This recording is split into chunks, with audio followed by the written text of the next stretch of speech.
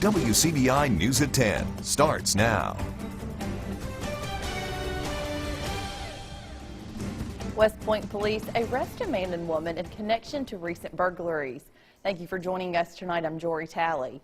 52-year-old William Stewart and 39-year-old Shavila Pennington were both arrested and charged.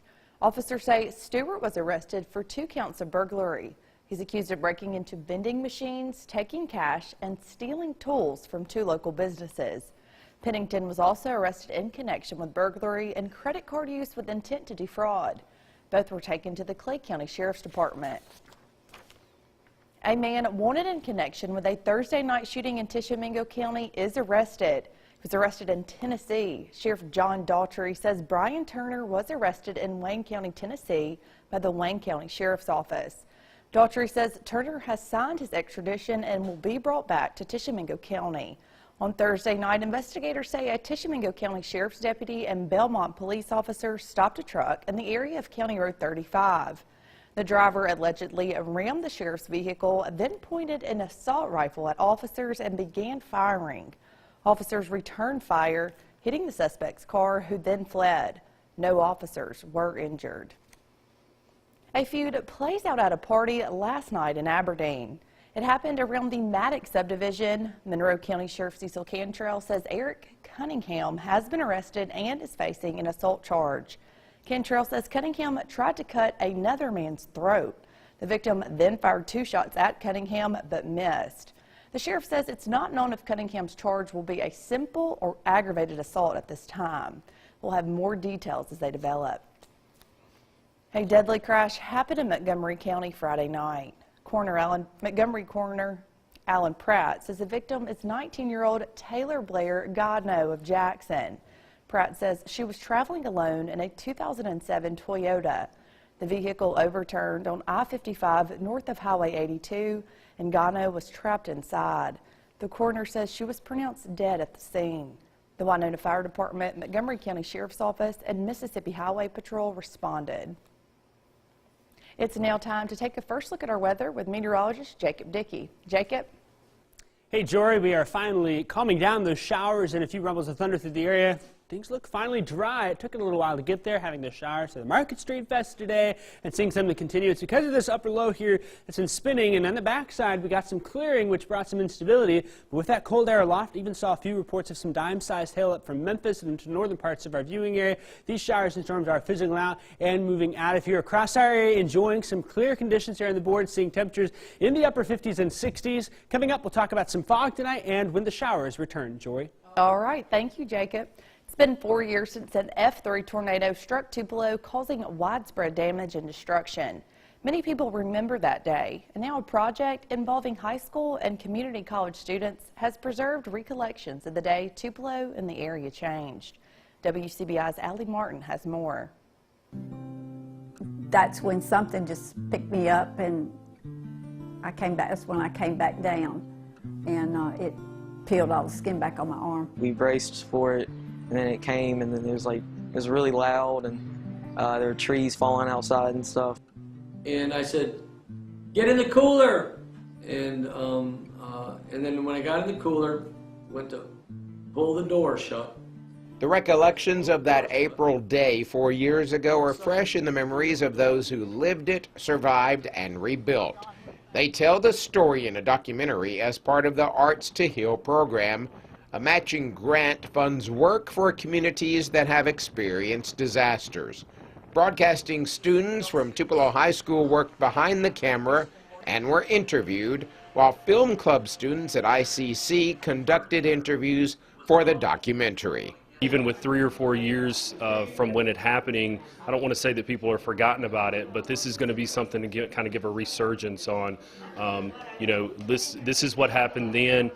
Here's where we are right now, and of course for the future, this is something that we have in video. For community college students to understand they need to be part of the community, and art helps foster empathy in society, and it was really good for my students to realize they need to be part of this. Glenn Payne is an independent filmmaker who edited the project. Well, I think the arts can can deliver the message and remind you of what everyone went through, but in a way that has a storytelling aspect to it that can keep people engaged. Participants say the documentary is another example of the positive things that have happened in the storm's aftermath. In Tupelo, Allie Martin, WCBI News. The documentary is the second part of the Arts to Heal. 2 years ago, 3 sculptures were unveiled in Ballard Park, documenting the resiliency of area residents. There was a lot of fun in Columbus at the Market Street Festival, but one lucky lady will be getting the ride of her life. We take a look after the break. You're watching WCBI News at 10 with Jory Talley. Welcome back, everyone. The sun was shining on one lucky lady in Columbus today. Virginia Ann Glidewell of Boonville is this year's winner of the Crank It Up at Market Street. It only took 39 tries, but this is Glidewell's third time to try a 20 Crank It Up vehicle. This year, a 2000 Nissan Pathfinder was provided by Columbus Nissan.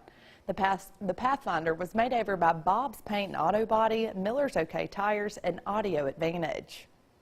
But oh, I'm so excited. I think my heart stopped when that key turned. I think I died. I really think I died. Great to see it come in and then taking the transformation of making something that's unique and kind of one of a kind sometimes, and doing the makeover and knowing that someone like Virginia won. It's exciting to see that happen. And a big congrats goes out to Miss Glidewell, as well as WCBI would like to thank all of this year's Crank It Up sponsors and all of the qualifiers. Crank It Up was only part of the fun today at the 23rd Annual Market Street Festival. Things got off to a slow start, but as our Riley Livingston found out, there was still plenty of fun to be had. It was a dreary start to the 2018 Market Street Festival, but the gloomy weather couldn't put a damper on the good times. It's wonderful. We've had a great crowd out here today, even though the weather is like it is. We are missing a little bit of the music today because of the weather.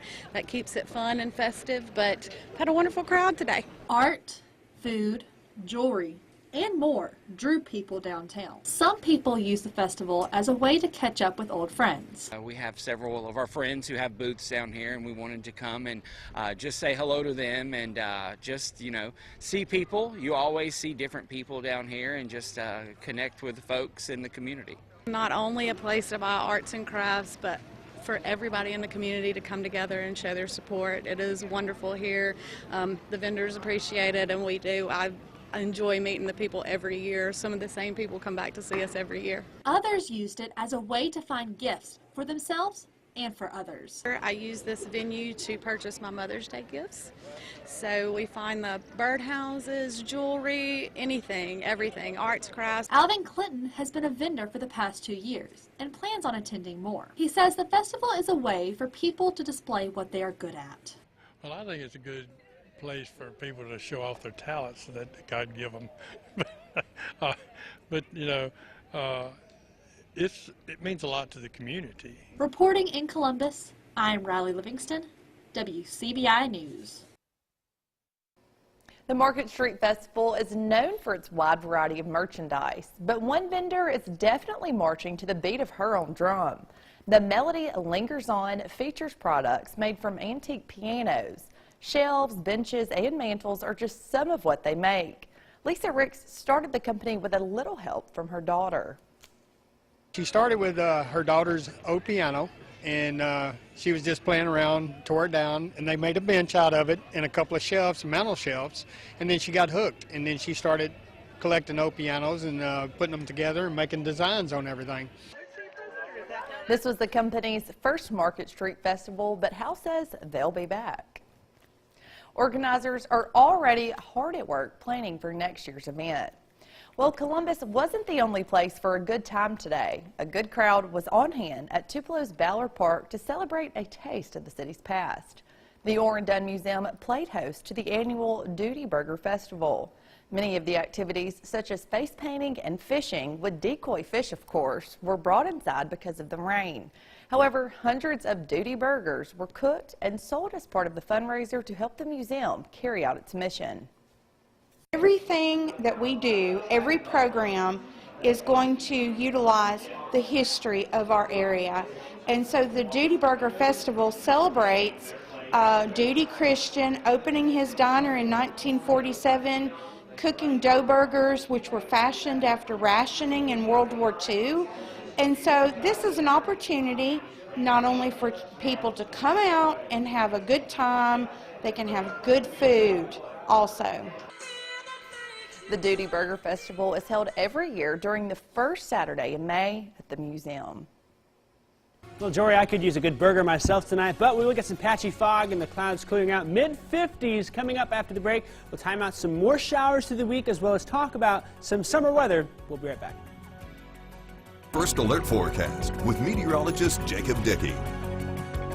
Well, we're playing the hit again, miss again with these showers and a few storms through the day. That's because of this system here finally sliding off to the north and east. Still some showery weather in eastern Alabama, parts of Georgia, up towards Tennessee and into Kentucky. And behind it, we did get some clearing this afternoon, which helped us to get a little instability there, helping to pop a few showers and storms. Once the sun set, though, the radar basically went dormant there, seeing those showers fizzle out across our area, leaving us tonight with a dry and mostly clear night for us. Right now across the area in Columbus, Tupelo, Louisville, and Vernon, a little cool out there, a little chilly. There's a little bit of moisture in the air, though, come those showers that came through. Here's what it looked like in Tupelo today. Notice to the north that line of storms came on through. There's the shelf cloud that came rolling on in, then brought some cooler air and some sprinkles on the lens here. You can see that, and then setting us up for a nice sunset afterwards. We got lots of great viewer photos. We've got a few of them to share here too. Right now in Tupelo, seeing those temperatures in 60, dew point at 56. There is some moisture in place, so we are cooling off.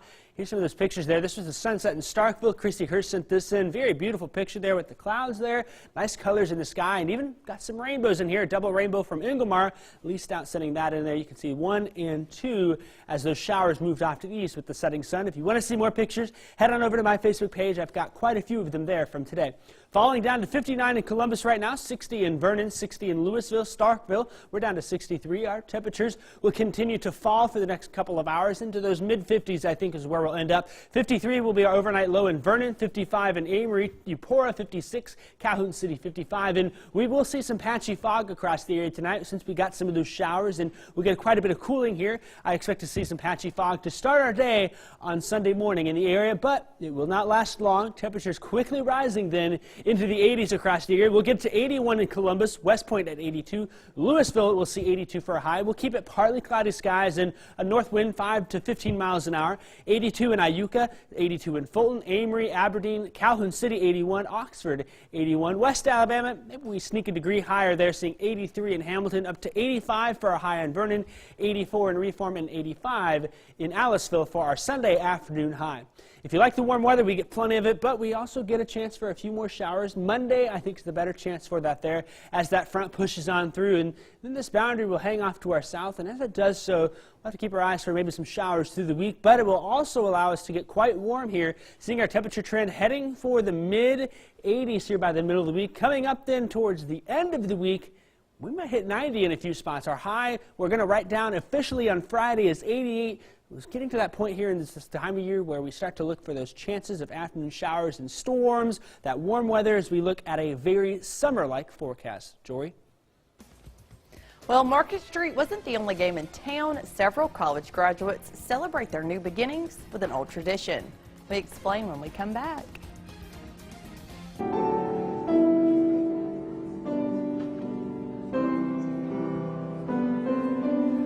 400 students walked the stage to get their diplomas at MUW this morning. The program was held at the Wrenn Auditorium, packed with friends and family. Dr. Thomas Richardson, Provost and Vice President of Academic Affairs at the W, was the commencement speaker. Graduates of the College of Nursing and Health Sciences received their degrees in a separate ceremony. Graduation season is in full swing, and college students are celebrating years of studying and hard work. But what about a ceremony that celebrates the relationships and experiences that shape students? WCBI's Renee Skinner has more. Their soft voices quietly pour into the auditorium. Step by step, each student symbolically embarking on his or her next journey. Oh my gosh, gosh, it's almost over.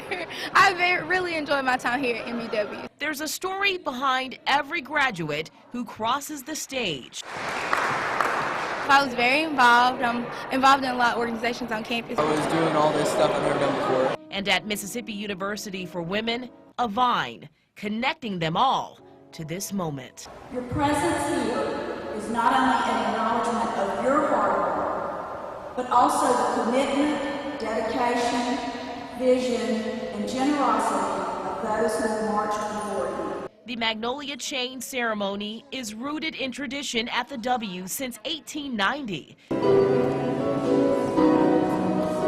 The Trail of Magnolias representing a link intertwining the graduates' experiences and relationships that have cultivated and bloomed over time. I guess I was kind of thinking of the friends beside me in the future.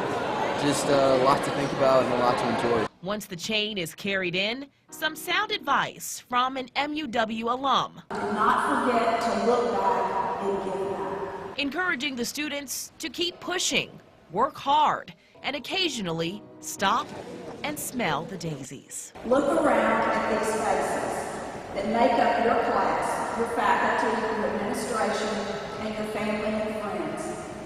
All wish only the best for you and have supported you in some way to get you to this point. After words of wisdom, a final gathering at the chain to say goodbye.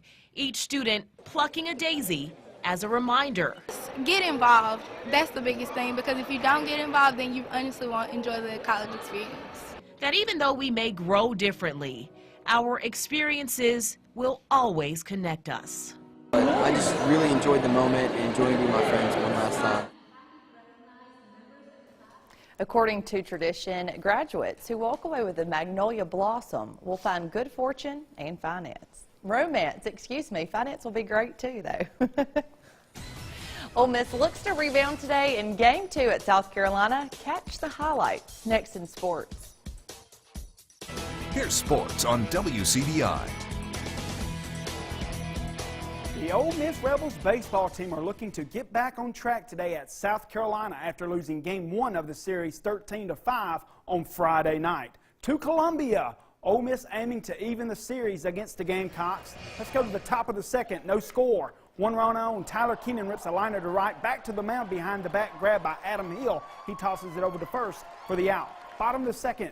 Still no score. Brady Feigl gets the strikeout for the Rebels. That would get him out of the inning, but that's all that would last for the Ole Miss Rebels. Bottom third now. Still no score, but Matt Williams rips a deep shot to right, and you are so not catching that one. Gone for a solo home run. Gamecocks lead 1-0. Still in the inning for the Gamecocks. Runner on third. Madison Stokes rips a deep shot to right. He would fly out, but T.J. Hopkins tags from third to score. That would extend the lead to 2-0 for South Carolina. More from the Gamecocks. Same inning, Jonah Hill. He would rip a liner to left for a base hit, and that would score Carlos Cortez to come home to make it a 3-0 lead. Let's go to the top of the eighth now. Rebels trying to bounce back here, down 10-1. Tyler Keenan rips a liner to center. That gets through for a base hit. And Cole Zabowski would round third. He would come home to score. That would cut the lead to 8. Still in the inning, the Rebels trying to rally back some more. Runners on the corners. Tim Rowe, he would rip a deep shot to left, and that goes off the fence. Will Golson, he would trot home to score. That trims the lead here to 10-3. And more from the rallying Rebels. One run on. Gray Kessinger coming up here. He would hit a deep shot to left. See you later. That gets just over the fence. Gone for a two-run home run. Ole Miss scores 5 runs in the 8th to draw closer, but the rally is not enough as the Rebels fall in Game 2, 11-6. Rebels look to avoid the sweep tomorrow at 11 a.m. Now, Mississippi State, they're looking to win Game 2 tonight against Alabama and take the series. Diamond Dogs rally back on Friday in Game 1 to win 14-12. Now let's go to the highlights here. Let's go to the top of the 7th here. This would be Rowdy Jordan. He would rip a deep shot to left center, and that was gone for a solo home run, and Mississippi State would have a 3-2 lead here. Bottom of the 9th, Cole Gordon trying to hold the lead. John Trousdale sends a screaming shot to right here, and that is gone. Alabama ties things up in the bottom of the 9th as we go to extra innings. Cole Gordon still on the mound here in the bottom of the 10th inning with 2 runners on. 2 strikes and 2 outs, and Keith Holcomb comes through for the Crimson Tide. A walk-off single to right gives Alabama a 4-3 win to tie the series. The rubber match will be played tomorrow at 3 p.m. in Tuscaloosa. Mother Nature played a role in today's Game 3 baseball of our prep area teams. TCPS and Smithville Game 3 that was scheduled for tonight has been postponed to Monday at 7 p.m. Both teams have won walk-offs to split both meetings. Smithville won Game 1 on Thursday 4-3. TCPS won Game 2 on Friday 3-2. The winner of that series will face West Union in the 1A North Half Finals.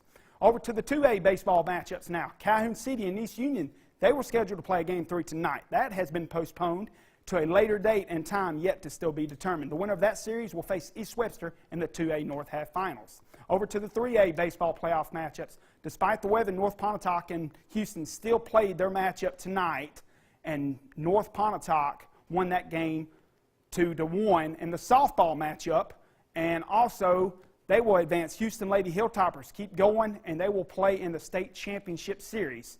And also Houston, we got to give it up for the Hilltoppers. They come short in the final game against North Pontotoc as they fall 4-3, and North Pontotoc will advance to play Boonville in the North Half Finals. That's it for sports.